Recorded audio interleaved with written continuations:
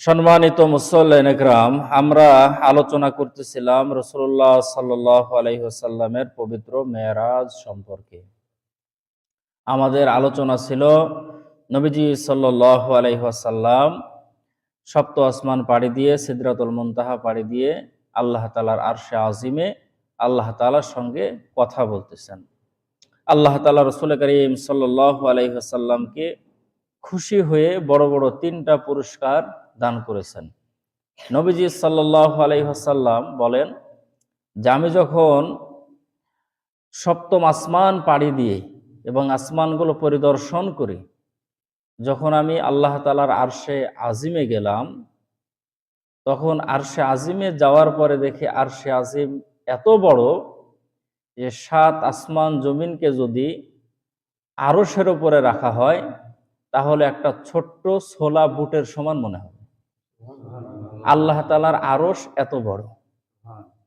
রাসূল করিম সাল্লাল্লাহু আলাইহি ওয়াসাল্লাম বলেন যে আল্লাহ পাক রব্বুল আলামিনের আরশের 6 লক্ষ খুঁটি আছে, 6 লক্ষ খুঁটি আছে এবং এক একটা খুঁটি থেকে আরেকটা খুঁটির দূরত্ব হলো 6 লক্ষ মাইল। আমরা যে আল্লাহ তাআলার কাছে দোয়া করি যে আল্লাহ কঠিন হাসরের ময়দানে যখন আপনার আরশের ছায়া ব্যতীত কোনো ছায়া থাকবে না, তখন আপনার আরশের ছায়ার নিচে আমাদের ছায়ার ব্যবস্থা করে দিন। এবং রাসূলুল্লাহ সাল্লাল্লাহু আলাইহি ওয়াসাল্লাম 7 শ্রেণীর ব্যক্তির জন্য বলেছেন যে তারা যখন আরশের ছায়া ব্যতীত কোনো ছায়া থাকবে না, তখন তারা সে ছায়ার নিচে জায়গা পাবে। তো আল্লাহ পাক রব্বুল আলামিনের আরশ অনেক বড়। রাসূল করিম সাল্লাল্লাহু আলাইহি ওয়াসাল্লাম আরশে আজিমে আল্লাহ তাআলার আরশের উপরে। রাসূল করিম সাল্লাল্লাহু আলাইহি ওয়াসাল্লাম আল্লাহ তাআলার কাছে বললেন যে হে আমার মালিক, একজন নবী দুনিয়ার জমিন থেকে বিদায় নিয়ে চলে গেছে, আরেকজন নবী এসে উম্মতের পাহারাদারি করেছে, কিন্তু আমি দুনিয়ার জমিন থেকে বিদায় নিয়ে চলে আসব, আমার পরে আর কোনো নবী নাই। আমার উম্মতগুলো গুনাহ করবে, অন্যায় করবে, অপরাধ করবে। অন্যান্য নবীর উম্মতেরা গুনাহ করার কারণে সঙ্গে সঙ্গে তাদেরকে আপনি আযাব দিয়ে ধ্বংস করে দিয়েছেন, কিন্তু আমার উম্মতগুলো গুনাহ করবে, আপনার বান্দাগুলো গুনাহ করবে, কিন্তু সঙ্গে সঙ্গে তাদেরকে আযাব দিয়ে আপনি ধ্বংস করিয়েন না। এই যে রাসূলের দোয়া, রাসূলের আবদার, অনুরোধ আল্লাহ তাআলা কবুল করেছেন। এজন্য এত অন্যায়, এত অপরাধ করার পরেও আল্লাহ তাআলা আমাদেরকে হাল তবিয়তে ঘোরার তৌফিক দিয়েছেন, আমাদেরকে ধ্বংস করেন না। তাছাড়া আমাদের যত অন্যায়, যত অপরাধ, এরকম অন্যায় অপরাধ অতীত জামানার মানুষগুলো করেছে, তো আল্লাহ তাআলা তাদের চেহারা কুকুরের চেহারা করে দিয়েছেন, শূকরের চেহারা করে দিয়েছেন, চেহারাই পরিবর্তন করে দিয়েছেন এবং কওমকে কওম আল্লাহ তাআলা ধ্বংস করে দিয়েছেন। রাসূল করিম সাল্লাল্লাহু আলাইহি ওয়াসাল্লাম আল্লাহ তাআলার কাছে দোয়া করেন যে আল্লাহ আমার উম্মত গুনাহ করবে, এই জন্য তাদেরকে আপনি রিজিকের অভাবে না খাওয়ে কোনো উম্মতকে আমার মেরে ফেলেন না, হত্যা করেন। আমার উম্মতদেরকে, আপনার বান্দারা গুনাহ করবে, আমার উম্মত গুনাহ করবে, কিন্তু এই জন্য তাদের রিজিক আপনি ছিনায় নেন না। দেখেন আমরা এত অন্যায় করি, এত অপরাধ করি, তারপরেও আল্লাহ পাক রব্বুল আলামিন আমাদের হালাল রিজিকের ব্যবস্থা করে দেন। সুবহানাল্লাহ। কিন্তু অতীত জামানার উম্মতগুলো গুনাহ করার কারণে আসমান থেকে বৃষ্টি বন্ধ হয়ে গেছে, বন্ধ হয়েছে তো হয়েছে, বছরের পর বছর বৃষ্টি হয় না, মানুষগুলো না খেয়ে মারা গেছে তাদের গুনার কারণে, অন্যায়ের কারণে, অপরাধের কারণে। আর আল্লাহ রাসূল আল্লাহ তাআলার কাছে দোয়া করেন যে আমার উম্মতগুলোকে আপনি না খাওয়ায় মারিয়েন না। এরকম ভাবে রাসূল করিম সাল্লাল্লাহু আলাইহি ওয়াসাল্লাম উম্মতের পক্ষ থেকে অনেকগুলো দোয়া দরখাস্ত আল্লাহ তাআলার সামনে করেন। আল্লাহ তাআলা সবগুলো দোয়া, সবগুলো দরখাস্ত আল্লাহ তাআলা কবুল করেন, নবীজি সাল্লাল্লাহু আলাইহি সাল্লামের কবুল করেন এবং রাসূলকে খুশি হয়ে 3টা পুরস্কার দিয়েছেন, 3টা উপহার দিয়েছেন। রাসূল যখন আল্লাহ তাআলার সামনে যখন আত্তাহিয়াতুর প্রথম অংশ পাঠ করলেন, আত্তাহিয়াতু লিল্লাহি ওয়াস সালাওয়াতু ওয়াত তাইয়্যিবাত, তখন আল্লাহ তাআলা বললেন যে আসসালামু আলাইকা আইয়ুহান নাবিয়্যু ওয়া রাহমাতুল্লাহি ওয়া বারাকাতুহু। তখন নবীজি বললেন ওয়াসসালামু আলাইনা ওয়া আলা ইবাদিল্লাহিস সলিহিন। আরশ বহনকারী ফেরেশতারা তখন একসঙ্গে বলে উঠল আশহাদু আল্লা ইলাহা ইল্লাল্লাহু ওয়া আশহাদু আন্না মুহাম্মাদান আবদুহু ওয়া রাসূলুহু, রাসূল যা দিয়েছেন তার থেকে বেশি আল্লাহ তাআলা রাসূলকে দিয়েছেন। সুবহানাল্লাহ, তার থেকে বেশি দিয়েছেন।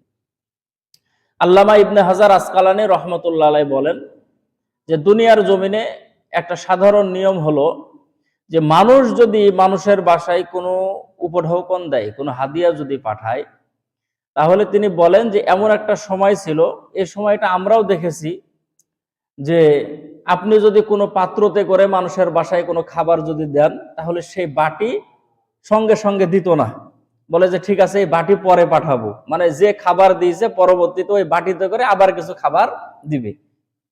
এবং যে দিত, ফেরত দিত জন্য খাবার, সে চেষ্টা করত যে আমাকে যা দিয়েছে তার থেকে একটু বেশি দেওয়া, কারণ সমান সমান হলে মনে করবে যে হয়তো শোধ করে দিল, আমি যা দিলাম সমান সমান দিয়ে শোধ করে দিয়েছি, এই জন্য একটু বেশি দেওয়ার চেষ্টা করত। আল্লামা ইবনে হাজার আসকালানী রাহমাতুল্লাহ আলাইহি বলেন যে এটা দুনিয়ার সাধারণ মানুষের তবিয়ত, যে কেউ যদি কাউকে কিছু দেয় তাহলে খালি পাত্র ফেরত দেয় না, সেটাতে আবার কিছু হাদিয়া তার জন্য পাঠায়। তো আল্লাহ তাআলা রাসূল সাল্লাল্লাহু আলাইহি সাল্লাম আল্লাহ তাআলার জন্য 3টা হাদিয়া দিলেন, আল্লাহ তাআলাও আবার 3টা দিলেন। তো এটা যদি সমান সমান হয়ে যায় তাহলে তো কেমন হয়? এই জন্য আরো বড় বড় 3টা হাদিয়া আল্লাহ তাআলা রাসূলকে দিলেন। 1 নাম্বার 50 ওয়াক্ত নামাজ, 2 নাম্বার সূরা বাকারার শেষ 2টা আয়াত, 3 নাম্বার হলো মুশরিক আর কাফের ব্যতীত সমস্ত উম্মতে মুহাম্মাদের গুনাহ মাফ। সুবহানাল্লাহ। যে শুধু সে যদি মুশরিক না হয়, সে যদি কাফের না হয়, সে যত গুনাহ করুক না কেন, অন্যায় করুক, অপরাধ করুক, সে শুধু মাফ চাইবে, তা আপনার উম্মত হিসাবে তাদেরকে আমি মাফ করে দেব। কত বড় উপহার আল্লাহ তাআলা রাসূল সাল্লাল্লাহু আলাইহি সাল্লামকে দান করেছেন। তাহলে বড় বড় 3টা হাদিয়া আমাদের মনে রাখতে হবে। 1 নাম্বার 50 ওয়াক্ত নামাজ, তার ভিতরে কিভাবে 5 ওয়াক্ত হলো এটা আমি গত জুমায় বলেছি। 50 ওয়াক্ত নামাজ, সূরা বাকারার শেষ 2টা আয়াত, এবং মুশরিক আর কাফের বাদে সমস্ত উম্মতে মুহাম্মাদির গুনাহ মাফের ঘোষণা আল্লাহ তাআলা লাইলাতুল মিরাজের রাতে রাসূল করিম সাল্লাল্লাহু আলাইহি ওয়াসাল্লামকে দিয়েছেন। এবং নবীজি সাল্লাল্লাহু আলাইহি ওয়াসাল্লামকে বলেন যে হে আমার রাসূল, আপনি দুনিয়ার জমিনে যাওয়ার পরে মক্কার জমিন থেকে আপনি হিজরত করে মদিনায় যাবেন। তো মদিনায় যখন আপনি যাবেন, তখন মদিনা একটা ইসলামী রাষ্ট্র গঠন করতে হবে। একটা কল্যাণময় রাষ্ট্র কিভাবে গঠন করা যায়, কিভাবে একটা সুন্দর রাষ্ট্র গঠন করা যায়, এই জন্য আমি আল্লাহ তাআলা আপনাকে 14 দফা কর্মসূচি নিয়ে দুনিয়ার মধ্যে পাঠালাম। এই 14টা দফা আপনি যদি দেশের মধ্যে যদি প্রতিষ্ঠা করতে পারেন, আপনার দেশের মধ্যে মানুষগুলো বসবাস করবে, মনে হয় যেন তারা জান্নাতের মধ্যে বসবাস করতেছে। সুবহানাল্লাহ। এজন্যই তো নবীজি সাল্লাল্লাহু আলাইহি ওয়াসাল্লাম যখন সমাজের মধ্যে এই 14 দফা কর্মসূচি যখন বাস্তবায়ন করলেন, সেই সমাজের মানুষগুলো এত সুন্দর, এত সুন্দর, এত ভালো হয়ে গেল যে সেই যুগকে বলা হয় সোনালী যুগ। সেই যুগে এত ভালো মানুষ ছিল যে এত ভালো মানুষ তাদের আগেও ছিল না, কিয়ামত পর্যন্ত এত ভালো মানুষ আর আসবেও না। সেই যুগের মানুষগুলো এত ভালো ছিল। সম্মানিত মুসল্লিয়ান একরাম, এখন 14 দফা কি আমরা একে একে জানবো ইনশাআল্লাহ। 1 নাম্বার হলো তাওহীদ। আল্লাহ তাআলা সূরা বনী ইসরাঈলের মধ্যে আল্লাহ তাআলা জানিয়েছেন যে ওয়াকাদা রাব্বুকা আল্লা তা'বুদু ইল্লা ইয়াহু ওয়া বিল ওয়ালিদাইনি ইহসানা। শুরুতেই আল্লাহ তাআলা এক আয়াতের মধ্যে নিজের ইবাদতের কথা বলেছেন, পাশাপাশি আল্লাহ তাআলা পিতামাতার খেদমতের কথা বলেছেন। 1 নাম্বার হলো তাওহীদ, আল্লাহ তাআলার একত্ববাদ। সমাজের মধ্যে এটা প্রতিষ্ঠা করা যে আল্লাহ বাদে কোনো মাবুদ নাই। এটা যদি আমরা আমাদের নিজের জীবনের মধ্যেও যদি বাস্তবায়ন করতে পারি, আমাদের জীবনটাও সুন্দর হবে, এর মধ্যে কোনো সন্দেহ নাই। 1 নাম্বার তাওহীদ, আল্লাহ তাআলার উপরে বিশ্বাস যে আল্লাহ পাক রব্বুল আলামিন আমার রিজিক দাতা, আল্লাহ তাআলাই পালনেওয়ালা, আল্লাহ পাক রব্বুল আলামিন হায়াতের মালিক, মৌতের মালিক, সব কিছুর মালিক আল্লাহ তাআলা। এই বিশ্বাস, এই আস্থা আল্লাহ তাআলার উপরে রাখা। 2 নাম্বার, তাহলে 1 নাম্বার গেল তাওহীদ। 2 নাম্বার হলো পিতামাতার খেদমত। রাসূল করিম সাল্লাল্লাহু আলাইহি ওয়াসাল্লাম কি আল্লাহ তাআলা জানিয়ে দেন যে নবীজি 2 নাম্বার দফা হলো মা বাবার খেদমত করা। এই একটা আয়াতের মধ্যেই আল্লাহ তাআলা জানিয়ে দিয়েছেন যে মা বাবার খেদমত সন্তানরা কিভাবে করবে। আল্লাহ তাআলা বলেন যে উফি ওয়ালা তানহারহুমা ওয়া কুল্লাহুমা কাওলান কারীমা, যে মা বাবার সঙ্গে তুমি এমন ভাবে কথা বলবা, এমন আচার ব্যবহার করবা যাতে করে তোমার কথার দ্বারা তোমার মা বাবা উহ শব্দ না করে, আহ শব্দ না করে। আবার তাফসীর কারকগণ বলেন যে মা বাবার কথায় তুমিও নিজে উহ শব্দ করিও না, কারণ সন্তানের কষ্ট পাওয়াটাও মা বাবার জন্য কষ্টের। কারণ মা বাবা এমন একটা কথা বললো, তার কারণে যদি আমি অনুভব করি যে আমি খুব কষ্ট পেয়েছি, তা আমার কষ্ট পাওয়াটাও, সন্তানের কষ্ট পাওয়াটাও মা বাবার জন্য কষ্ট পাওয়া।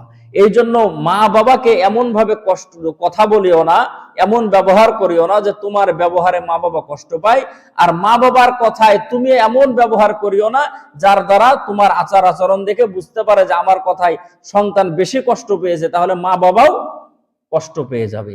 এই জন্য আল্লাহ তাআলা বলেন যে উফিউ ওয়ালা তানহারহুমা ওয়া কুল লাহুমা কাওলান কারীমা। মা বাবার খেদমত করা। এখন মা বাবার খেদমত সম্পর্কে আলেম ওলামারা যথেষ্ট পরিমাণের বয়ান বক্তৃতা দেয়, এবং আমাদের গ্রাম অঞ্চলে আলহামদুলিল্লাহ মা বাবার খেদমত যতটুকু হোক এখন পর্যন্ত চালু আছে, কিন্তু শহর এলাকার মধ্যে এগুলো ব্যাপক আকার এরকম ধারণ করেছে যে মা বাবা বৃদ্ধ হলেই নিজের বাড়ির মধ্যে রাখাটা তারা বোঝা মনে করে। এই জন্য শহরের মধ্যে এখন বৃদ্ধাশ্রমের সংখ্যাও আস্তে আস্তে আস্তে আস্তে বৃদ্ধাশ্রমের সংখ্যাও বাড়তেছে, যে মা বাবা বৃদ্ধ হলে তাদের জায়গা এখন বৃদ্ধাশ্রমে হচ্ছে। এগুলো থেকে আল্লাহ তাআলা আমাদেরকে হেফাজত করুন, বলেন আমিন। হযরত ওমর রাদিয়াল্লাহু তাআলা আনহুর জামানায় মা বাবার যেমন খেদমত করা সন্তানের জন্য জরুরি, ঠিক তেমনি ভাবে সন্তানের উপরে মা বাবার কিছু হক আছে, কিছু দায়িত্ব আছে। এই দায়িত্বগুলো মা বাবা পালন না করার কারণে শেষ বয়সে আসার পরে সন্তানগুলো মা বাবার দায়িত্ব, মা বাবার হক ঠিক মতো পালন করে না। এই জন্য আগে সন্তানের যে দায়িত্বগুলো আছে, এই সন্তানের যে হকগুলো আছে, এগুলো মা বাবাকে ভালোভাবে পালন করতে হবে প্রথমে। তাহলে আপনি শেষ বয়সে যাওয়ার পরে দেখবেন যে আপনার সন্তানগুলো আপনার হক আদায় করতেছে, আপনার খেদমত করতেছে। হযরত ওমর রাদিয়াল্লাহু তাআলা আনহুর জামানায় একটা বৃদ্ধ মানুষ গায়ে চাদর দিয়ে হযরত ওমর রাদিয়াল্লাহু তাআলা আনহুর কাছে আসলেন। আসার পরে থরথর করে কাঁপতেছেন সেই বৃদ্ধ মানুষ। হযরত ওমর বললেন যে আপনি কাঁপতেছেন, এর কারণটা কি? তো তিনি তার চাদরটা খুলে হযরত ওমর রাদিয়াল্লাহু তাআলা আনহুর সামনে নিজের পিঠটা বের করে দিলেন, আর বললেন যে আমিরুল মুমিনিন, এই যে দেখেন আমার পিঠের মধ্যে চাবুকের আঘাতের দাগ, লাঠির আঘাতের দাগ, আপনাকে কে আঘাত করেছে, কে প্রহার করেছে? তো সেই বৃদ্ধ মানুষটা বলতেছে যে আমার সন্তান আমাকে আঘাত করেছে। তো হযরত ওমর রাদিয়াল্লাহু তাআলা আনহুর চেহারা লাল হয়ে গেল, যে আমি কোরআন দিয়ে রাষ্ট্র পরিচালনা করি, আর আমার দেশের মধ্যে আমার দেশের নাগরিক তার বাবার শরীরের উপরে আঘাত করেছে, এ সাহস হয় তার কিভাবে? বলল, তার আশেপাশের লোকজনকে বলল যে ঠিক আছে যাও, যাওয়ার পরে তার সন্তানকে ধরে নিয়ে আসো। তার সন্তানকে নিয়ে আসা হলো। সন্তান ভয়ে থরথর করে কাঁপতেছে, হাত দুইটা রশি দিয়ে পিছনে বাঁধা। তো হযরত ওমর রাদিয়াল্লাহু তাআলা আনহু সন্তানকে ডাক দিয়ে বলতেছে যে এটা কি তোমার বাবা? তো সন্তান বলতেছে যে হ্যাঁ এটা আমার বাবা। বলে তোমার বাবার শরীরের মধ্যে কি তুমি আঘাত করেছো? তো বলতেছে যে হ্যাঁ আঘাত করেছে। হযরত ওমর ধমক দিয়ে বলে যে তোমার কি ভয় নাই, তোমার কি জানা নাই যে আমি কোরআন দিয়ে রাষ্ট্র পরিচালনা করি, এটার বিচার কত কঠিন থেকে কঠিন হতে পারে, এটা কি তুমি জানো? তো সেই সন্তান বলতেছে আমিরুল মুমিনিন, আমি জানি, আপনি আমাকে জেলের মধ্যে বন্দী করতে পারেন, আপনি আমাকে হত্যা করতে পারেন, আপনি আমাকে ফাঁসি দিতে পারেন, আপনার এটা এখতিয়ার আছে, আপনি আমার বিচার করতে পারেন, এটা জানি। এই কথা বলার পরে সে সন্তান বলতেছে আমিরুল মুমিনিন, আচ্ছা বলেন তো দেখি, যে শুধু কি এই সন্তানেরই দায়িত্ব মা বাবার খেদমত করা, নাকি মা বাবারও কিছু দায়িত্ব আছে সন্তানের উপরে? তো হযরত ওমর রাদিয়াল্লাহু তাআলা আনহু বলতেছেন যে অবশ্যই মা বাবারও দায়িত্ব আছে সন্তানের উপরে। তো হযরত ওমর রাদিয়াল্লাহু তাআলা আনহুকে সে সন্তান বলতেছে আমিরুল মুমিনিন, আচ্ছা বলেন দেখি যে সন্তানের উপরে প্রথম কোন কোন দায়িত্বগুলো মা বাবার পালন করতেই হবে? তো হযরত ওমর রাদিয়াল্লাহু তাআলা আনহু বললেন যে 1 নাম্বার, সন্তানের জন্য ভালো মায়ের ব্যবস্থা করা। এটা হলো বাবার দায়িত্ব। 1 নাম্বার, সন্তানের জন্য ভালো মায়ের ব্যবস্থা করা। এখন সন্তান তো বিয়ের পরেই হয়। এক জালসাত জিজ্ঞেস করলাম যে মা কখন হয়? তো কেউ বললো যে বিয়ের আগেও হয়, বিয়ের পরেও হয়। তো আমাদের দেশে স্বাভাবিক যেটা নিয়ম, সেটা যে বিয়ের পরে মা হয়, বাবা হয়। তাহলে ভালো মায়ের ব্যবস্থা করা, তাহলে যে সময় একজন বিয়ে করবে সে সময় দেখা যে মেয়েটা কেমন। কারণ ভালো মায়ের পেট থেকে ভালো সন্তানের আশা করা যায়। অনেক সময় দেখা যায় যে মা বাবা ভালো, তারপরেও সন্তান ভালো হয় না। আর মা বাবা যদি খারাপ হয় তাহলে সন্তান ভালো হওয়া খুব মুশকিল। তবে ইল্লা মাশাআল্লাহ, আল্লাহ যদি চাই তাহলে হতেও পারে। ভালোর ঘরে খারাপও হতে পারে, খারাপের ঘরে ভালো হতে পারে। কাফেরের ঘর থেকে নবী আল্লাহ তাআলা তৈরি করে দিয়েছেন, আবার নবীর ঘরে কাফেরেরও জন্ম দিয়েছেন। এই জন্য আল্লাহ তাআলার কাছে বেশি থেকে বেশি দোয়া করা যে আল্লাহ আমাদের নসলে যে সমস্ত সন্তানগুলো দান করবেন, আমাদের বংশে যে সমস্ত সন্তানগুলো দান করবেন, তারা যাতে করে আল্লাহদ্রোহী না হয়, খোদাদ্রোহী না হয়, ইসলামের বিরোধিতা যাতে করে না করে। আমাদের সন্তানগুলোকে আপনি পথভ্রষ্ট করিয়েন না, কারণ নবীর সন্তান যদি কাফের হয়ে যেতে পারে তাহলে আমাদের সন্তানের কি কোনো গ্যারান্টি আছে নাকি? এই জন্য আল্লাহ তাআলার কাছে বেশি থেকে বেশি দোয়া করা যে আমাদের সন্তানগুলোকে আপনি হেদায়েতের উপরে রাখেন, আমাদের সন্তানগুলোকে আপনি গুমরা করে দিয়েন না, পথভ্রষ্ট করে দিয়েন না। সম্মানিত উপস্থিতি, এই জন্য হযরত ওমর রাদিয়াল্লাহু তাআলা বললেন যে 1 নাম্বার সন্তানের জন্য ভালো মায়ের ব্যবস্থা করা। তখন সে সন্তান ডাক দিয়ে বলতেছে, আমিরুল মুমিনিন, আমার মা যে মহিলাটাকে, যে আমার মা, আমার বাবা যাকে বিয়ে করেছে, যে আমার মা, সে হচ্ছে একটা নর্তকী, সে নাচ গান করে বেড়ায়। তাহলে আমার বাবা আমাকে একটা ভালো মা উপহার দিতে পারে নাই। আচ্ছা আমিরুল মুমিনিন বলেন তো দেখি, 2 নাম্বার হক কি? আমি বাবার কাছে কি পাই? বলে 2 নাম্বার হক হলো যে সন্তান যখন জন্মগ্রহণ করবে সন্তানের জন্য ভালো একটা নাম রাখা। সন্তান সে সময় বলতেছে যে আমিরুল মুমিনিন, আমার বাবা আমার নাম রেখেছে চামচিকা। 3 নাম্বার হক বলেন আমিরুল মুমিনিন? তো বলছে 3 নাম্বার হলো সন্তানকে আল্লাহ তাআলার কালাম শিক্ষা দেওয়া, কোরআন শিক্ষা দেওয়া। বলে জীবনে কোনোদিন আমার বাবা আমাকে আল্লাহ তাআলার কালাম, আল্লাহ তাআলার কিতাব জীবনে কোনোদিন আমাকে শিক্ষা দেয় নাই। হযরত ওমর রাদিয়াল্লাহু তাআলা বললেন যে সন্তানকে ছেড়ে দাও আর রশিটা দেওয়ার বাপের হাত বাঁধো। কারণ সন্তানের প্রাথমিক পর্যায়ের যে 3টা হক, এই হক বাবা আদায় করে নাই। এই জন্য সন্তান বড় হওয়ার পরেও মা বাবার হক ঠিক মতো আদায় করে না। এই জন্য সন্তানের হক ঠিক মতো আদায় করার মতো আল্লাহ তাআলা আমাদেরকে তৌফিক দান করুন, বলেন আমিন। এবং মা বাবার হক যাতে করে আমরা আদায় করতে পারি, আল্লাহ তাআলা সেই তৌফিকও দান করুক, সকলে বলেন আল্লাহুম্মা আমিন। তাহলে 2 নাম্বার দফা গেল পিতামাতার খেদমত করা। 3 নাম্বার হলো আত্মীয় স্বজনের হক আদায় করা, আত্মীয় স্বজনের সঙ্গে সম্পর্ক ভালো রাখা। এই কথাটা আমি প্রায় বারবার আপনাদের সামনে বলার চেষ্টা করি, কারণ নবীজি সাল্লাল্লাহু আলাইহি ওয়াসাল্লাম যখন জান্নাত আর জাহান্নাম গুলো যখন সফর করেন মেরাজের রাত্রে, তখন জাহান্নামের দরজার কাছে দেখেন যে বিশাল আকৃতির এক সাপ দৌড়াদৌড়ি করতেছে, একবার ডান দিকে যায়, একবার বাম দিকে যায়, একবার সামনে যায়, একবার পিছনে যায়, জাহান্নামের দরজার কাছে দৌড়াদৌড়ি করতেছে। তা আল্লাহ রাসূল হযরত জিবরাইলকে বলতেছেন যে জিবরাইল, এ সাপ দৌড়াদৌড়ি করতেছে, কারণটা কি? তো হযরত জিবরাইল বলতেছেন যে ইয়া রাসূলুল্লাহ, এই সাপের নাম হচ্ছে হারিস। আর এই সাপ দৌড়াদৌড়ি করতেছে এই কারণে যে যারা দুনিয়ার মধ্যে আত্মীয়তার সম্পর্ক ছিন্ন করবে, তো এই সাপ জাহান্নামের মধ্যে তাদেরকে দংশন করতে থাকবে। সম্মানিত উপস্থিতি, আত্মীয়তার সম্পর্ক ছিন্নকারী নবীজি বলেন যে তারা জান্নাতের মধ্যে প্রবেশ করবে না। তার আমলনামার মধ্যে হজ থাকতে পারে, যাকাত থাকতে পারে, নামাজ থাকতে পারে, আর অন্যান্য ইবাদত বন্দেগীগুলো থাকতে পারে, কিন্তু যদি আত্মীয়তার সম্পর্ক যদি ছিন্ন যদি করে, তাহলে সেই মানুষ জান্নাতের মধ্যে প্রবেশ করবে না। এখন এই জায়গার মধ্যে অনেকের প্রশ্ন থাকে যে আমার আত্মীয় এমন আত্মীয় যে আত্মীয়র সঙ্গে আমি চেষ্টা করি মিশার জন্য, সে মিশে না। আবার এরকম হয় যে সে আত্মীয়র সঙ্গে যদি আমি মিশে চলি তাহলে সে বারবার আবার ক্ষতি করে। এরকম আত্মীয় আছে যে আপনি চলার চেষ্টা করতেছেন, তার সঙ্গে আপনি চলবেন, কিন্তু চলতে গেলেই সে আপনার ক্ষতি করবে। এখানে মুহাদ্দিসিন ইকরামগণ এখানে বলেছেন যে আত্মীয় যদি এরকম হয় যে যার সঙ্গে চললে, যার সঙ্গে মিললে আপনার ক্ষতি হওয়ার সম্ভাবনা আছে, বা আপনাকে বারবার সে ক্ষতিগ্রস্ত করেছে, বা এরকম ক্ষতি হওয়ার সম্ভাবনা আছে, তাহলে এরকম আত্মীয় স্বজন যদি হয়, তাহলে যতটুকু না চললেই না, তার সঙ্গে সালাম দিলে তো সে আপনার ক্ষতি করতে পারতেছে না। এরকম হয় যে তার বাড়িতে খাইতে গেলে আপনার ক্ষতি করে ফেলবে, বা তার সঙ্গে গভীরভাবে মিশলে সে আপনার ক্ষতি করতে পারে। তাহলে তার সঙ্গে যতটুকু না মিশলেই না, যতটুকু না করলেই না, সালাম কালাম আপনাকে চালু রাখতে হবে এবং তার জন্য বেশি থেকে বেশি দোয়া করতে হবে, যাতে করে আল্লাহ তাআলা তাকে হেদায়েতের পথে নিয়ে আসেন। সম্মানিত উপস্থিতি, এই জন্য কোনোভাবেই আত্মীয়তা সম্পর্ক ছিন্ন করা যাবে না। আত্মীয়র যে হক আছে, এ হক আমাদের সবাইকে আদায় করতে হবে। এক সময় দেখতাম যে মানুষের বাসায় বেড়ানোর জন্য আসতে, আত্মীয় স্বজনের খোঁজ খবর নিত। এখন যদি আমাদের ব্যস্ততা বেশি, যাওয়ার যদি সময়ও যদি না হয়, সুযোগও যদি না হয়, আমরা 1 মিনিট মোবাইল করেও তো মানুষের খোঁজ দিতে পারি। এখন যদি আমার ইচ্ছা থাকে যে আমি আমার ফুপুর খোঁজ নেব, আমি আমার এরকম ভাবে অন্যান্য আত্মীয় স্বজনগুলোর খোঁজ নেব, তাহলে এটা আহামরি কষ্টের বিষয় না। আমি মোবাইলের মাধ্যমে, যে কোনো মাধ্যমে আমি তাদের খোঁজ খবর নিতে পারি।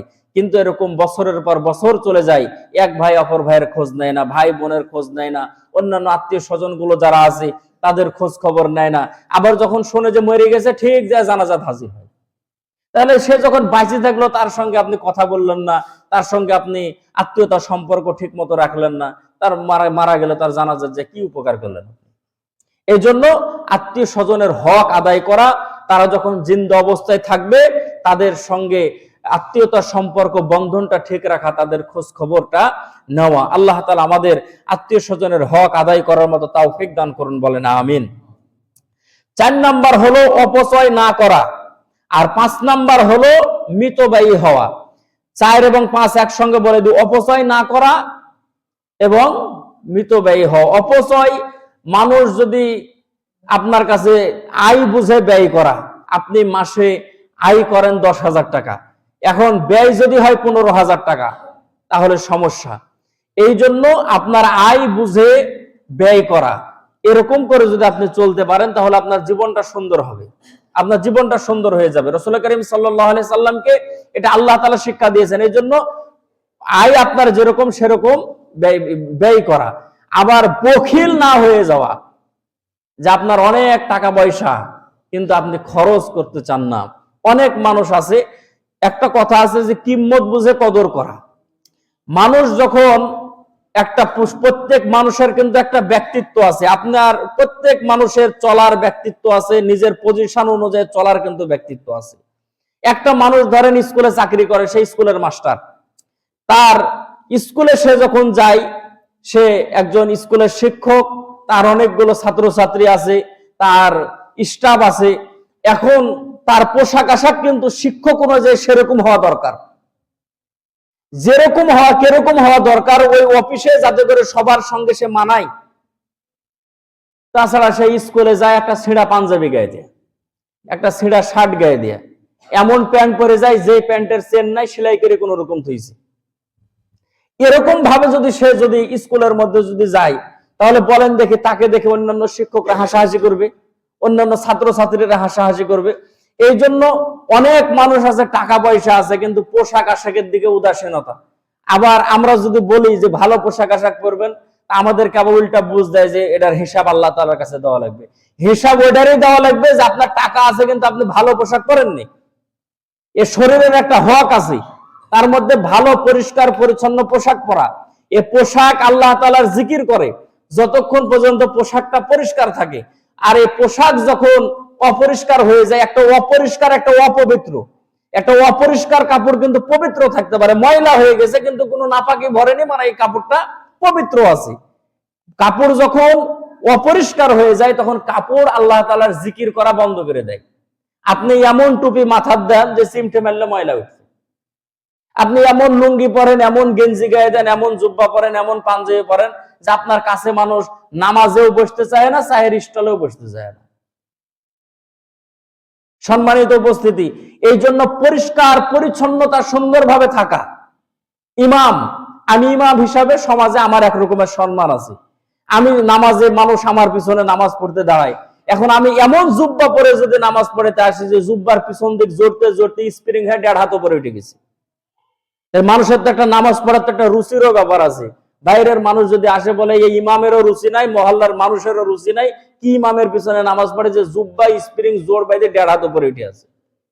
এই জন্য ইমামেরও পজিশন অনুযায়ী তার পোশাক পরা। এই জন্য প্রত্যেক মানুষের একটা স্ট্যাটাস আছে, প্রত্যেক মানুষের চলার একটা ধরন আছে। এই জন্য পোশাক আশাক ভালো পরা। আমরা অনেক মুসল্লিকে দেখি যে নামাজ পড়তে আসার সময় এমন পোশাক পরে, বাবারে বাবা, যে পোশাক দুনিয়ার কোনো জায়গা চলবে না, ওই পোশাক নিয়ে নিছে মসজিদে।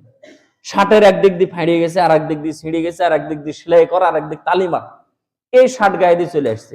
আর গরমের সময় তো বলাই যাবে না, গামছা গায়ে যাও নামাজ পড়তে আসে, গামছা গায়ে দিয়ে চলে এসেছে নামাজ পড়তে। আশ্চর্য কথা, গামছা গায়ে দিয়ে বিহার বাড়ির যাওয়া যায় না, শ্বশুর বাড়ির যাওয়া যায় না, বোনের বাড়ির যাওয়া যায় না, কোনো জায়গায় যাওয়া যায় না, খালি আল্লাহর কাছে যাওয়া যায়। কারো বাড়ির চলা যাবে না গামছা গায়ে দিয়ে। আপনি যদি বলা হয় যে গামছা গায়ে দিয়ে শ্বশুর বাড়ির চলেন, ওই জীবনে যাবে না। গামছা গায়ে দিয়ে চলেন আপনার বিহার বাড়িতে, বলবে যেটা মাথা খারাপ নাকি। কিন্তু গামছা গায়ে দেয়া আল্লাহর ঘরে চলে আসে, আল্লাহর সামনে দাঁড়াবে গামছা গায়ে দিয়ে। সম্মানিত উপস্থিতি, এই জন্য এদিকে খেয়াল রাখা, একেবারে অপচয়ও না করা, আবার একেবারে বোখালতি না করা, এরকম ভাবে মধ্যপন্থা অবলম্বন করে চলা।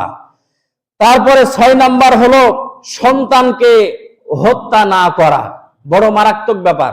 জাহিলিয়াতের যুগে সন্তান হত্যা করতো, যারা মেয়ে সন্তান হতো ওদেরকে হত্যা করতো। কখন হত্যা করতো?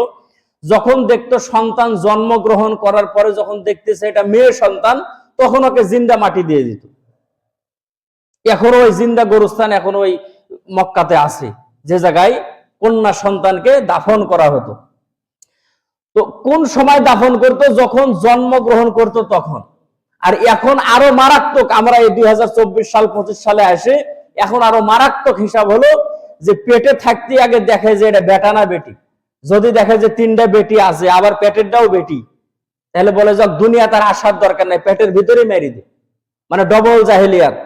আগে তো ওই সন্তান জন্মগ্রহণ করতো, দুনিয়ার হাওয়া বাতাস কয়েক মিনিট পাইতো, কিন্তু এখন আমরা যেভাবে সন্তানকে হত্যা করি, এ সন্তান দুনিয়ার হাওয়া বাতাস কিছু দেখতে পায় না। সম্মানিত উপস্থিতি, এই জন্য ক্ষুধার ভয়ে, অভাবের কারণে সন্তানকে হত্যা করা যাবে না। রিজিকের মালিক একমাত্র আল্লাহ তাআলা। আল্লামা ইবনে কাসির রহমতুল্লাহ আলাইহি বলেন যে একটা মেয়ে যখন প্রাপ্তবয়স্ক যখন হয়, তখন কিন্তু তার স্তনের মধ্যে দুধ থাকে না। স্তনের মধ্যে দুধ আসে তখন যখন তার পেটের মধ্যে বাচ্চা আসে। মানে আল্লাহ পাক রব্বুল আলামিন দুনিয়ার মানুষদেরকে বুঝাতে চান যে দুনিয়ার মানুষ, রিজিকের মালিক তোমরা না, রিজিকের মালিক আমি আল্লাহ। সন্তানও মায়ের পেটে চলে এসেছে, তো আল্লাহ তাআলা সন্তানের খাবার মায়ের বুকের মধ্যে দিয়ে দিয়েছে। সম্মানিত উপস্থিতি, এই জন্য অভাবের তাড়নায়, ক্ষুধার কারণে সন্তানদেরকে হত্যা করা যাবে না। এবং জন্ম নিয়ন্ত্রণের ক্ষেত্রেও যে সমস্ত জন্ম নিয়ন্ত্রণ ইসলাম সমর্থন করে না, সেই সমস্ত পদ্ধতিতে জন্ম নিয়ন্ত্রণও করা যাবে না।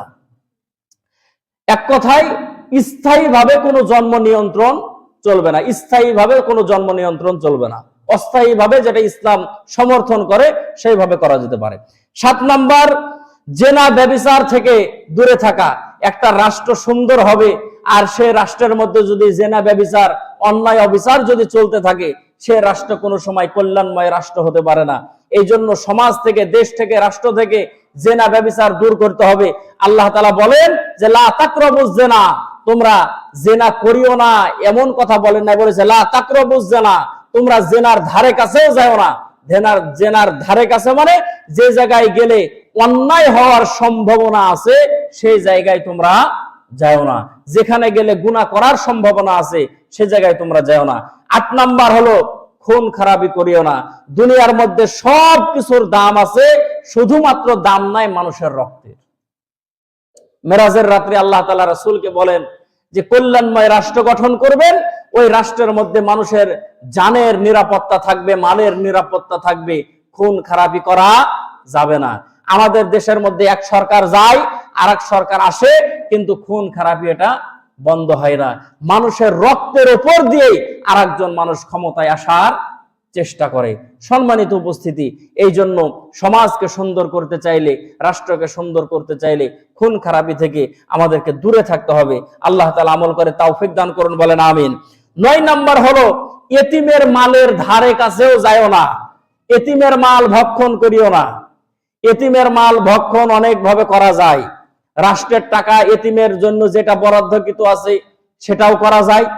আর আমরা যদি আমাদের সামাজিক ভাবে, পারিবারিক ভাবে যদি আমরা দেখি, তাহলে দেখা গেল কি যে ছোটবেলায় সন্তানের বাবা মারা গেছে, চাচারা ঠিক মতো সম্পদ ভাতিজাদেরকে বুঝাই দেয় না, ভাগনা ভাগ্নিকে বুঝাই দেয় না।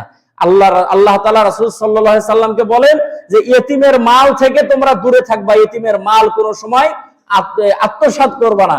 আর ইতিম আর বিধবা নারীর তোমরা যদি লালন পালন করতে পারো, তাহলে আমি রাসূল এবং তোমরা, আল্লাহ রাসূল 2 আঙ্গুল এক জায়গায় জমা করে বলেন যে এরকম পাশাপাশি জান্নাতের মধ্যে থাকবে। কিন্তু এখন ইতিমের হককে আমরা আদায় করি না। যদি এরকম যদি হয় যে আগে ভাই মারা গেছে, ভাইয়ের ছোট ছোট 2টা বাচ্চা আছে, তাহলে অন্যান্য চাচা যারা আছে ওরা তালবাহানা করে যে ঠিক মতো সম্পদের ভাগগুলো দিতে চায় না। কিন্তু ইসলাম বলে যে তাদের ভাগগুলো ঠিক মতো তাদেরকে বুঝায় দাও। আরো একটা কথা হলো কি, যে ধরেন আমি এখন আছি, আমার আব্বাও বেঁচে আছে, আমার একটা মেয়ে আছে। এখন আমি যদি এখন মারা যাই, তাহলে শরীয়তের বিধান হলো যে আমার মেয়ে আমার বাবার সম্পত্তির কোনো ভাগ পাবে না। কথা কি বুঝেছেন নাকি? যে আমি যদি এখন মারা যাই, তাহলে আমার সন্তানগুলো, আমার বাবা যেহেতু বেঁচে আছে, তাহলে আমার বাবার সম্পত্তির কোনো ভাগ আমার মেয়ে পাবে না। এটা হলো শরীয়তের নিয়ম। তবে আল্লাহ তাআলা শরীয়তের এই নিয়ম করার পরে আরো একটা কথা বলেছেন যে সে মাল পাবে না, সে সম্পদ পাবে না। তবে এটাও তোমাদের জন্য পরীক্ষা, যে আমি আল্লাহ তাআলা দেখতে চাই যে তুমি ওই সন্তানের উপরে ইহসান করো কিনা, ওই সন্তানের উপরে তুমি ইহসান করো কিনা। কিন্তু এখন আমাদের দেশের মধ্যে আবার কিছু মাথা মোটা আছে, যে ওরা ভালো বুঝে, ওরা বলে যে ইহসান কিসের রে, যে এটা আল্লাহ দেয়নি, ওকে আমি দিব কেন? কথা বুঝেন নেই? যে ওর বাপ মরে গেছে, তাহলে ওই পাবে কি কেন? অন্যান্য ভাই বোন আছে, আরো যারা আত্মীয় স্বজন আছে, ওরা বলতেছে ওই পাবে কিভাবে? আল্লাহ বিধান দেয়নি, আমি দেবো না। কিন্তু এখানে ইহসান করার কথা বলা হয়েছে।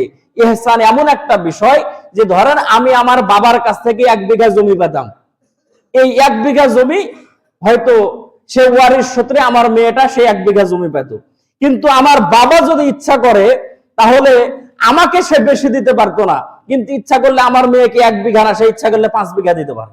এটা হলো ইহসান। কিন্তু ইতিমকে পালে আমরা এমন ভাবে চাকরি ধরি, মনে হয় যার বাপ মাও কবরে চলে গেছে, ওকে কবরে পাঠাবো।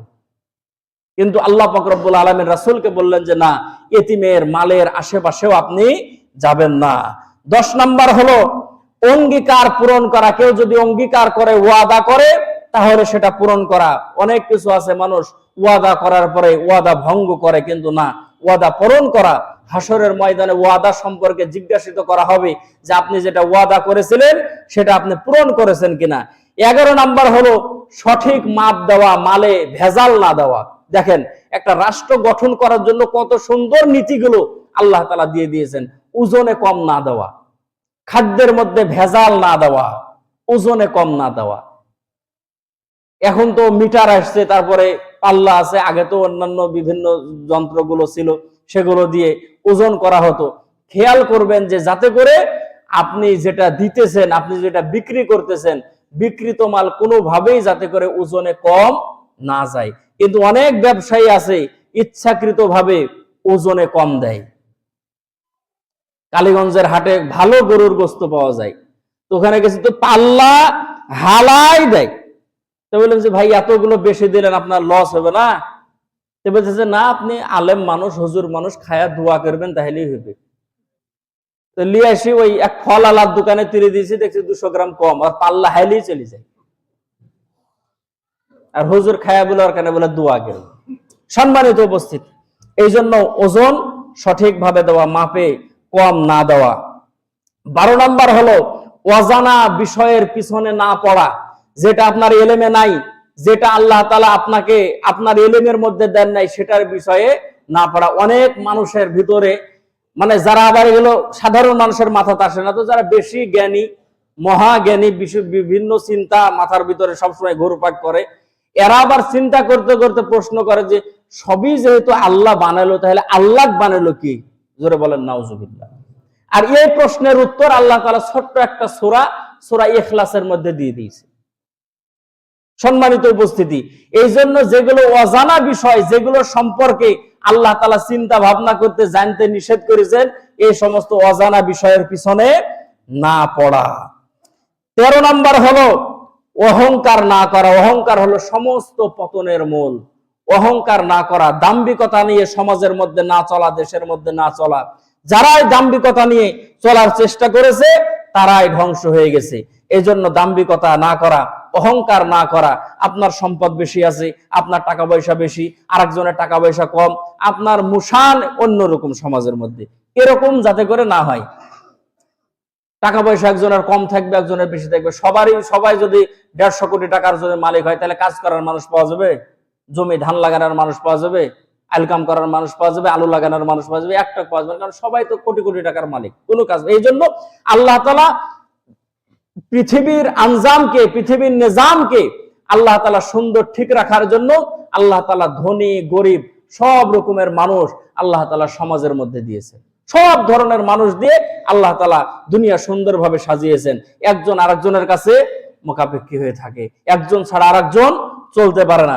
সমাজে গরিব মানুষেরও প্রয়োজন আছে, ধনী মানুষেরও প্রয়োজন আছে, সব রকমের মানুষেরও প্রয়োজন আছে। এই জন্য অর্থবিত্ত থাকলেই অহংকার করা যাবে না। সম্মানিত উপস্থিতি, এরকমও মানুষ আছে যারা অনেক টাকা পয়সা ছিল, অনেক অর্থবিত্ত ছিল, বাড়ির মধ্যে 10টা 15টা মানুষ সবসময় কাজ কাম করতো, এরকম অনেক টাকার মালিক ছিল, শত শত বিঘা জমি ছিল। কিন্তু আস্তে আস্তে দেখা গেল এখন তাদের পরবর্তী প্রজন্মগুলো মানুষের কাছে ভিক্ষা করে। তাহলে এখন আমার অনেক টাকা আছে, আমি তাকাব্বরি করলাম, অহংকারী করলাম, এখন পরবর্তী প্রজন্ম এরকমও তো হতে পারে যে আমার সন্তান মানুষের কাছে ভিক্ষা করে। এই জন্য অহংকার না করা, তাকাব্বরি না করা, আল্লাহ তাআলা যে নিয়ামত দিয়েছেন এই নিয়ামতের শুকরিয়া আদায় করা। 14 নাম্বার হচ্ছে শিরিক না করা। মুশরিককে আল্লাহ তাআলা কোনো সময় মাফ করবেন না। এটা হলো হাসরের ময়দানে শিরিক। যদি মানুষ দুনিয়ার মধ্যেও যদি করে যদি থাকে, কোনো কথায় কাজে যদি মানুষ শিরিক করে থাকে, তাহলে দুনিয়ার মধ্যে যদি মানুষ যদি মাফ চায় তাহলে আল্লাহ মাফ করে দিবে। বলেন সুবহানাল্লাহ। এটা আমরা জানি যে আল্লাহ সব গুনাহ মাফ করে, কিন্তু কোন গুনাহ মাফ করে না? শিরিকের গুনাহ মাফ করে না। শিরিকের গুনাহ মাফ করে না কোন সময় মাফ করে না? এ গুনাহ মাফ করবে না হাসরের ময়দানে। মানুষ শিরিক করার পরে তওবা না করে যদি কবরের মধ্যে যায়, তাহলে হাসরের ময়দানে শিরিকের কোনো গুনাহ মাফ হবে না। আর দুনিয়ার মধ্যে শিরিক হোক, বেদাত হোক, জানি হোক, না জানি হোক, সগীরা হোক, কবিরা হোক, যেই গুনাহ করেন না কেন, সমস্ত গুনাহ আল্লাহ তাআলা দুনিয়ার মধ্যে কি করবেন? মাফ করবেন। এই জন্য শিরিক থেকে দূরে থাকা, শিরিক না করা, শিরিক থেকে বেঁচে থাকা, এই 14 দফা কর্মসূচি যদি আমরা নিজের ব্যক্তিগত জীবনের মধ্যে বাস্তবায়ন করতে পারি, সমাজের মধ্যে বাস্তবায়ন করতে পারি, রাষ্ট্রের মধ্যে বাস্তবায়ন করতে পারি, আল্লাহ পাক রব্বুল আলামিন যেন আমাদের সেই তাওফিক যেন দান করেন। আল্লাহ পাক রব্বুল আলামিন যেন আমাদেরকে সেইভাবে চলার মতো যেন তাওফিক দান করেন। বলেন আমিন।